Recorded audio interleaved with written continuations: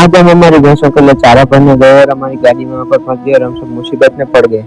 और मेरे को इस बात का टेंशन था कि हमारी गाड़ी यहाँ से निकलेगी नहीं तो हम सब घर पे कैसे जाएंगे, हमको पूरी रात यहाँ पर निकालनी पड़ेगी। ऐसे तैसे करके हमने हमारी गाड़ी निकाल ली और गाड़ी निकालने में हमें बहुत परेशानियों का सामना करना पड़ा है। अभी हम निकल गए गाड़ी लेके घर की और हम दोनों बाइक के ऊपर बैठना पड़ा क्योंकि आगे उतनी जगह नहीं है। हमने जहाँ से चारा भरा है वहाँ से हाईवे बहुत दूर है, इसलिए 2-3 किलोमीटर हमें ऐसे कच्चे रास्ते में चलना पड़ेगा और ऐसी मुसीबतों का सामना करना पड़ेगा। इधर ऊपर बहुत कांटे आ रहे थे इसलिए हमको झुकना पड़ा।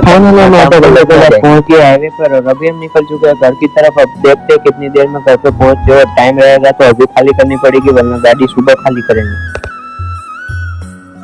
बाद में बीच में आ गया था थोड़ा सा ट्रैफिक और ट्रैफिक में से निकलने के बाद हम आधे 1 घंटे के बाद घर पे पहुंचे और देखा तो 10-11 बज गए थे। तो अब गाड़ी सुबह खाली करेंगे तो मिलते हैं डायरेक्ट सुबह 4:30 बजे। उठने के बाद पहले हमने हमारे भैंसों का दूध निकालने का काम खत्म किया और बाद में सब भैंसों को चारा डाल दिया। अब हमको करना है गाड़ी खाली।